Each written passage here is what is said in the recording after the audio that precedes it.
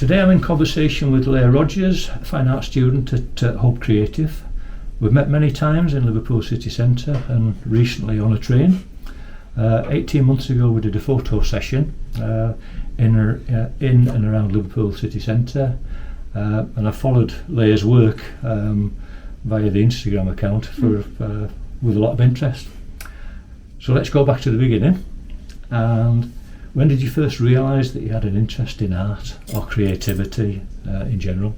So I'm very lucky to be from a very creative background. Like, I'm raised by a musician, a very politically invested mother, so I'm from like a environment that breeds that sort of thing. I also, for the first couple of years of my life, didn't look like I was going to be much of a promising academic because no one realised I was dyslexic, so I weren't the brightest for a little bit, but art is always something that I don't know, I just took solace in. Like, I was the kid that you'd go over to and ask to draw something for the poster because, you know, just so talented. But no, I'm joking. How far back are you talking there then? I'm talking like genuinely like when I was 6 maybe, but yeah, the older I got, the more I thought like art's a bit of fun, but I'm not going to pursue it. You know, once I realised I was dyslexic, I got that sorted out, and then I was like, so I need to be academic, I need to push this, I need everyone to know I'm smart because now I'm smart, I need everyone to know. That was my logic. It was so sad, and like I thought I was going into engineering, like that was my plan, but the more time I took away from art, the more I just felt like literally, it felt like a breakup. Like the more time I didn't spend away from it, the more I had like I just missed it. And this is what I'm passionate about, this is my love, it's me, so I couldn't not do art. But yeah. How connected is being dyslexic and the nature of the art that you create? So I'm not just dyslexic, I have dyslexia and Ehlers syndrome, and for me that manifests in a way of I see a lot of things that aren't there. I get like, I'm going to call them visuals because that's what they do get called, but people tend to take that in a weird way when I say that. Yeah. But I see colours that aren't there, I make patterns that aren't there. It's kind of similar to visuals you would get when you're taking something. I've never done that, but I just naturally like this. So a lot of the colour schemes in my work and a lot of like the way colours move across my work, and people say there's a lot of like movement in the colours, is because that's actually how I see things, and that's just how my eyes work. But yeah, that's something I've always had and I thought was entirely normal, and people try and compare it to other things, but this is just how my eyes work. So it has really, really impacted on my art, but I didn't realise it had because I thought it was normal. Just normal for you. So it sounds like it's been a plus. Oh, it totally creatively has. Like people, you know, I know a lot of people who have HBPD. It's the one that you get after you've took a lot of psychedelics, and they like talk about like how traumatizing that is for them and how like hard it is. And I'm like, and they're like, so you must feel the same because you see things all the time. Like today I've been seeing little black lightning bolts, but they're like, I feel so sorry for you, isn't it horrible what we have? And I'm like, no, I feel bring it on. Yeah, I'm like, I love this is great for me. And I know it's not the same because they've got it like attached to something they've went through, but for me it's like, it's my way of viewing the world, it's the way I've always viewed the world, and I just feel lucky. I think if not everyone can look at a white wall and see every colour, I feel sorry for them. Right. I think it's great. They're missing out. Yeah, it's great. You know, you just have to have funky substances to do that stuff. My brain does it for free. Excellent. Okay, so the creativity started at an early age. When you talked about almost being separated when you were thinking in terms of being an academic, what sort of timescale was that? Well, like I always did art through school, no matter what pathway I was on. But I really started concentrating on like my maths and my physics and such when I got to like 16, and I thought I was like very dead set on that until I was 18. So it was only like 2 years, but I was still doing art at A level at that time. I just really weren't putting the effort into it, and I was just going through the motions because I was like, this is where the money is, I'm going to do this. Being an artist is unrealistic, and that's what I always saw it as, and people still say that to me. But I think when you go out there and you put yourself out there as an artist, the ratio of people who say they want to be an artist and people who try to be artists is crazy. And like I was if you don't try, you don't get it, and I need to know if I'm going to be able to get it, and if not, I'm going to be a teacher, and I'll love that. So right, so the academic direction finished roughly what sort of age? I wouldn't say finished, because I'm still I study fine art and art history.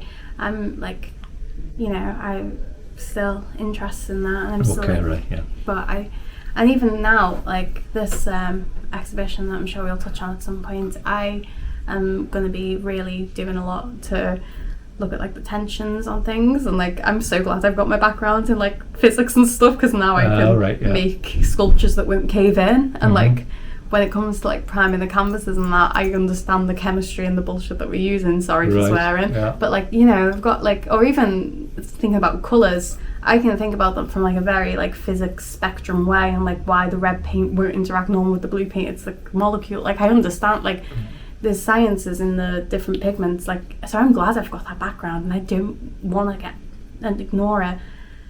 I love it. And so science, academia and art are all definitely all one science is always you. There. You can see behind me there's a bunch of tapeworms that I'm really looking at the moment, or religion and philosophy. I was studying them for a while, and that really influences my art. You can probably, I don't know if you can see a bunch of religious stuff behind me, but iconography and stuff. That still really influences my work. Okay. When the time came, you made a decision to study fine art at university. I actually left sixth form, where I was studying them, to go into study at Liverpool. I always get them mixed up. Liverpool City College, and I went to just art there. And at that time I was okay, I'm going to do art, and I'm going to take it super seriously, and I'm going to go to St Andrews, or I'm going to go to Glasgow, I'm going to go to Goldsmiths, and they were the other places I applied. And then I went to that college, and I absolutely loved it, and it really, I'm so grateful for my experience there. And I had one teacher who'd actually been to this uni, and he was you should definitely apply there. And I was I'm not going to, I'm going to go out into the world, I want to go to London or Scotland. And they were no, you should apply to Hope. And I was okay, I'll apply to it as a backup option. And then I saw my student finances, and it suddenly became not a backup option, because I could not afford to get out of Liverpool. But I'm so glad things worked out the way they did, because I love it here, and I'm so happy here. But yeah. Okay, taking a little bit of a different direction then, I've talked to different sort of artists who talked about being at school and surrounded by, if you like, the general milieu of people, and then went to college and they were totally surrounded by creatives. So how did you find the change from school to university? From school to university. So from school, normal school, to art college, that was a huge shift, especially for me, who was in classes that were fully male dominated. I was the only girl in my physics class and one of the few girls in my maths class, to go into art, where there was 2 lads in a class of 30. That was a weird shift. Slightly I don't know, that was strange. And then that was a really arty campus. Everyone was dressed mental, and I loved it. And then everyone was super passionate. And I've come here, which is a creative campus again, so it's just art, performing art. It's one of them places, and this one, I'm gonna say there's more normal people than you'd expect. There definitely is. I don't think there's that many, me and Lou, who you've just seen, get stared at for looking like weirdos. So I don't know. I don't feel like I'm as divorced from the general public as I used to in college. I feel quite like I'm moving between them, but that's good, because I don't want to isolate people who aren't invested in art from my art. I don't want to be oh, I'm the enlightened one, I understand art, because I don't feel like that at all. I love people. I love people. I don't want to isolate people. So these days, what would you say the balance is in terms of sort of male-female in where you're studying now? Where I'm studying now, I'd say, I'm trying to think, in my course, I think there's 50 people, and I'd say there's 5 or 6 men, and the rest are I'm going to say assigned female at birth, because we have a really large population of non-binary people on my course, but it's mostly people who are assigned female at birth. It's mostly people who are born as women. Just the reason I asked is that one of the very early films that I did in this series was with a lady who'd been an art student, I think probably the late 60s, and went to a university. She was at college initially, loved it, went to university and had a torrid time because she was pretty much the only woman there. And it's just remarkable just how things have completely gone full circle. Well, like, as much as there's more girls studying art, there's more girls in university than there is men on a whole, but there's more girls studying art than men. The art world is still, I'm going to say, really, it's still more men than women. And like, you see big things like the Turner Prize, which was 4 people who were assigned female at birth, all with the Turner Prize, people this year, but as much as we have that and we have them like, look, wow, a woman did this, when it goes back to who's making the money and where the money is in the art world, it's still with men. So I think it's important to have, like, to even, there you can look at it from the outside and go, it's all women, it's a women's field. It's still a men's world, like it is. And like, I look at the people who I think are going to go far on this course, and a lot of them are men, and that's saying despite something, the numbers, considering the numbers. What you just said there, I did a film with an artist from Leeds, and what she said was that the balance was hugely over to women on her course. She was a illustrator, but what she said was that people high up in creative companies, that's where it kicks in, that the fellas are running the show still. So despite the predominance of women at college. So tell me what areas you're most interested in. So like, I always say I'm a painter, printmaker, performer. Like, that's my thing. I do painting. I'm an oil painter. That's my primary thing. I just love paint. And then I'm a printmaker. I think a lot of people, when they think about my art, think about my lino prints. That's something I've had a big interest in for a while because I hated them so much. I had to learn to master them and be in charge of them. And then I'm a poet. I do performance poetry. And I've always had a bit of performing in my background, so I like to keep that alive. Right, yeah. And how is that received then? That's a fairly sort of modern thing, I would have said. The performance poetry? Well, like, it's, performance art, especially like feminist performance art, has been going mental since the 60s. Like, and it's grew every year since the 60s. And in Liverpool, you can't not see a poster for poetry nights. They're a really common thing here, and it's an isolating crowd. Poetry is a weird thing to get into. Like, it is a really weird thing to get into, but it's a nice environment because there's people very openly talking about their emotions, and it's nice. But I'm more new to that scene than I am the painter printmaker scene. But it's an area that you want to develop. Yeah, definitely. And how does it feel in terms of when you're up there? Because painting is maybe a sort of solitary occupation, whereas that is very much out there, presenting to the world. I love it. Yeah. I love it. I feel like I'm here, we're all here to interact with people and to have that, so we're all here to interact with people and to take that. So when I'm out there on stage, seeing how people are taking it in, I love it. I just love people, so that makes me so happy. And I love performing. I like attention. Yeah. You love attention? Yeah, I do. Not That's tension. Else. No, I love tension, like making people really uncomfortable. No. Okay, nice one. Right, next question then is, I know you because of style, really.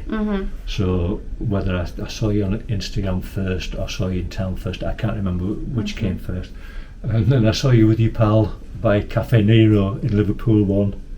And the first time I photographed you, I thought, look like a couple of Sunday school teachers there. Yeah, I know. And then I looked at your pal's Instagram and I thought, this is no Sunday school teacher. I haven't seen her recently, but she's exponentially growing. Really? In a scary goth cool person. Must be she looks wild. great.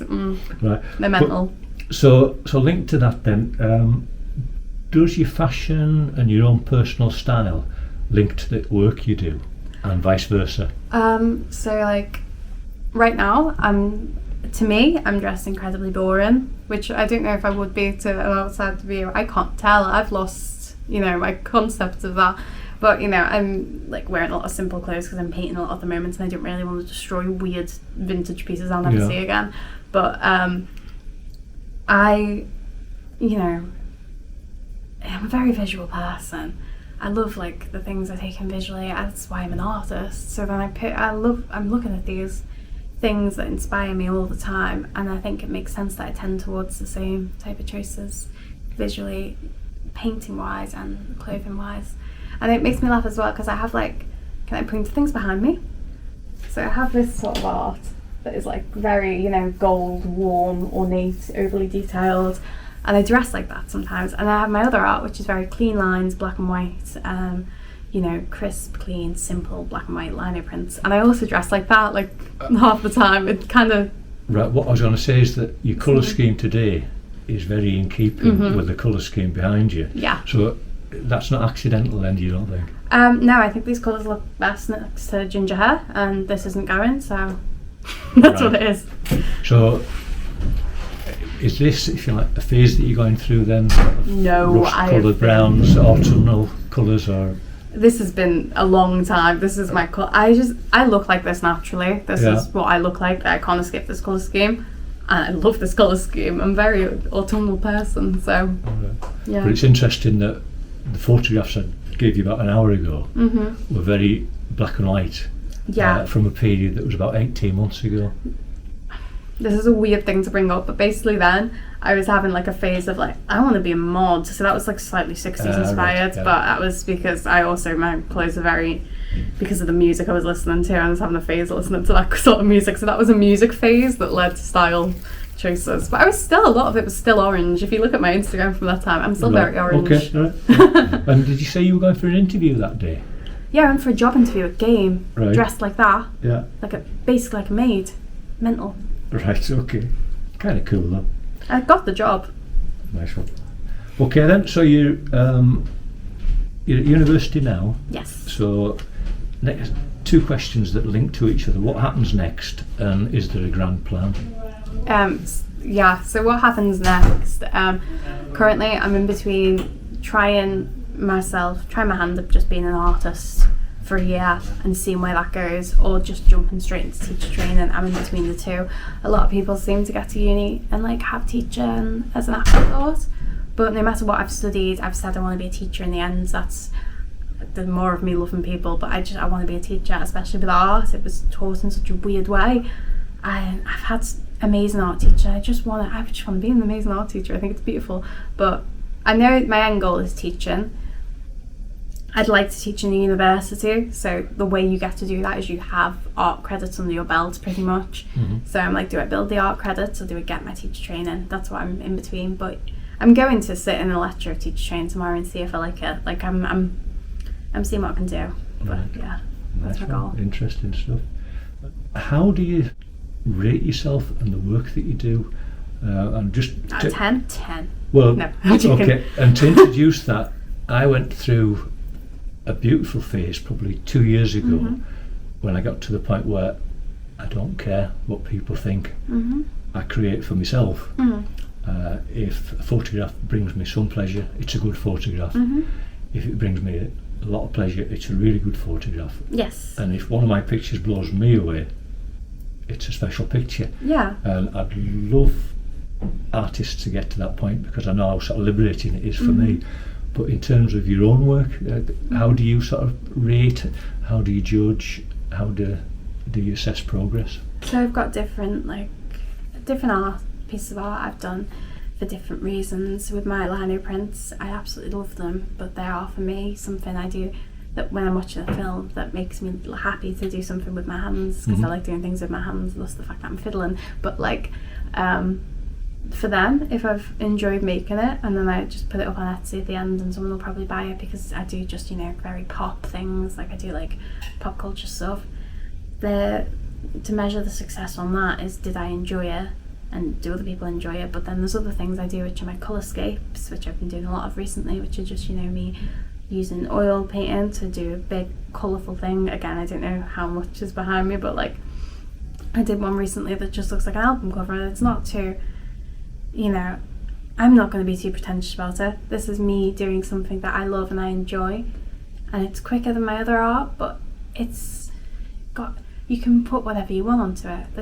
I'm not, being super, I'm not telling people how to think about them. They are just colorscapes. You get what you want from them. For me, they're something that's very therapeutic. That's what my art's for. So with them, it's like, is this therapeutic to me? Has this made me happy? Yeah, and that's how I benefit. And then when I stand back and it looks good, I'm happy. But then there's other pieces that are more realistic. I'm like, does this look realism? Does this portray like my message? And at the moment I'm doing the vegetarian art.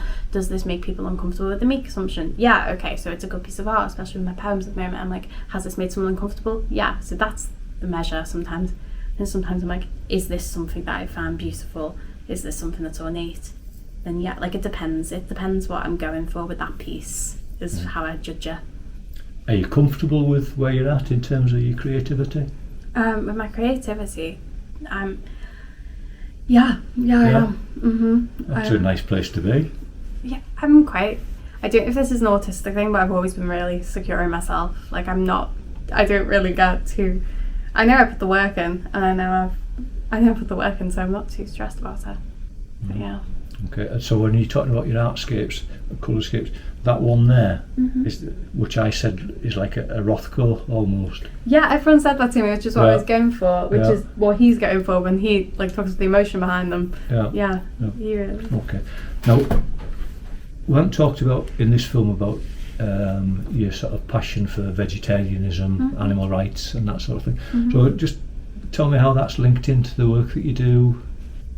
In my studio, like my normal work. So the vegetarianism stuff, for me, again, it's just something that I'm passionate about in life. It's very climate based for me. I'm more like, I'm invested in that. I don't want to not have a future, as the rest of us don't want to not have a future. And like we look at the state the world's in, a lot of the pressing like issues come back to that. Like that's one of the root things that we really need to be thinking about right now. There's a lot of them, but that's one of them. And vegetarianism is a way where you can help that. So that's, obviously I'm really passionate about that, and being passionate about that, it's at the front of my head quite a lot. So that's how it ends up in my work. And for me, the way I'm pushing the vegetarianism narrative is, and again, I think I've said this, but I don't want to be too shouty. I don't want to force people on it, because being, an alternative woman, who, if I start shouting about vegetarianism, everyone's going to turn off. Everyone's going to be like, oh wow, they're like the crazy people Piers Morgan argues with. Like I'm not going to get, I'm not going to get listened to. I'm kind of trying to gentle parent people into the idea and going like, look, this is good. This tastes nice. Do you like it? Yeah, okay. So maybe once a week we can have this, and gently get people there. So that's how I am conversationally about it. Artistically, I just want to make people really uncomfortable. Like I'm writing the poems at the moment, which is what's illustrated the direction the art's moved in. And I wrote this poem and I showed it to my friend, and I was like, what do you think of this? And he was like, oh, that's great. And it was from the perspective of an animal that wanted to be eaten. And he was like, that's really interesting. I just want to let you know you sound really horny in it. And I was like, fucking what? And he was like, I just want to let you know you sound like incredibly horny. And I was like, do I? And he was like, yeah, it's made me really uncomfortable. And I was like, oh shit, that was not the plan. But then I was like, oh shit, no, I've made him really uncomfortable. That bit was the plan.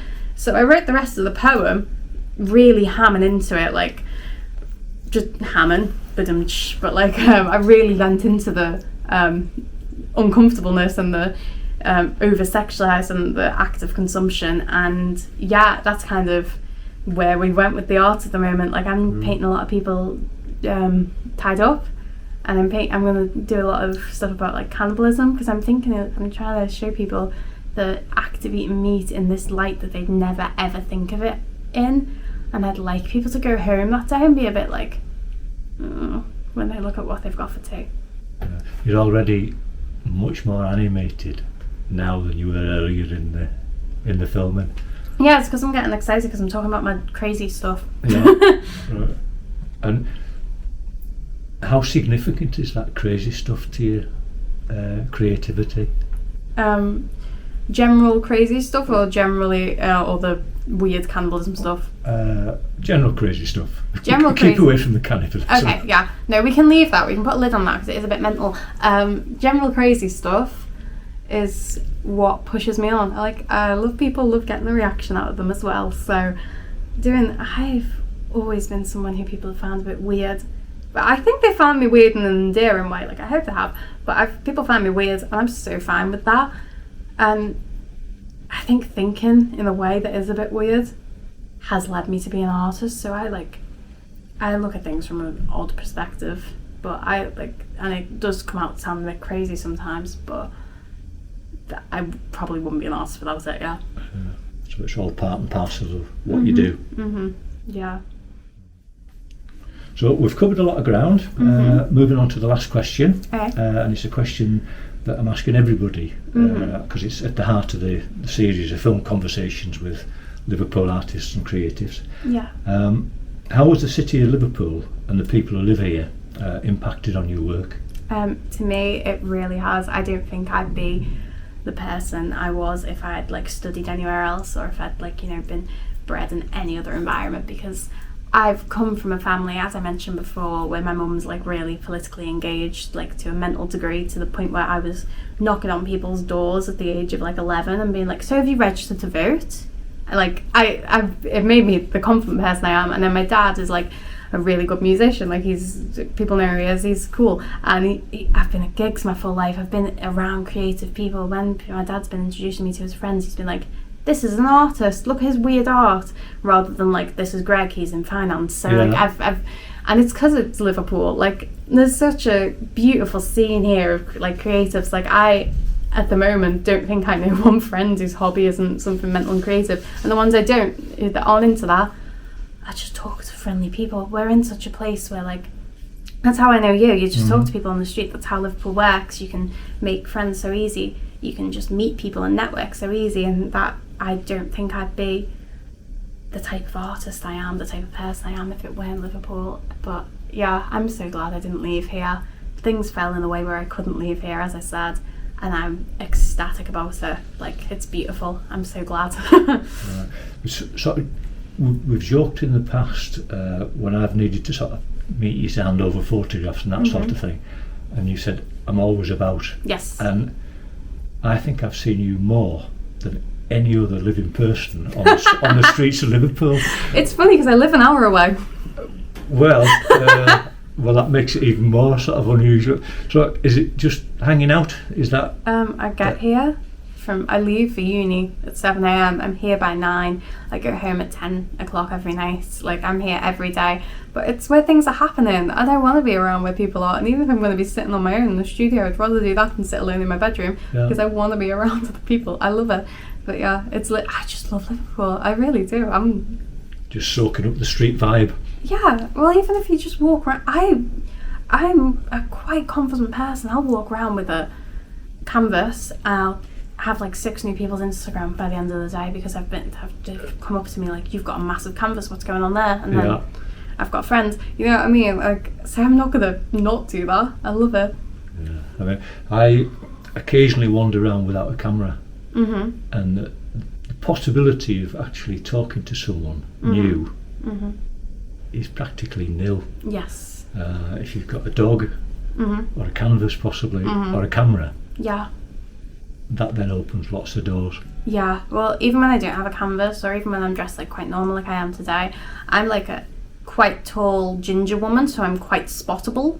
People so I get spoken to every day. I come into uni and I'm like, oh, this man said this to me, and this woman said this to me, and then I helped this person do that, and people are like, how have you had this many social interactions? It's fucking 10 a.m. But that's just me. Is there something, that openness or receptiveness to strangers, if you like, is that linked to your condition, would you say, to a degree? Is that one of the it's definitely autism. Yeah. Yeah, but I'm glad I've got it. It makes me better at networking. It's part of a piece of autism, but a lot of people with autism lack that in huge ways. So, you sort of picked out it's just a good bit. It's autism manifests in so many different ways. My friendship group is very neurodivergent. I was talking about this morning. I am in a position where the way I got autism,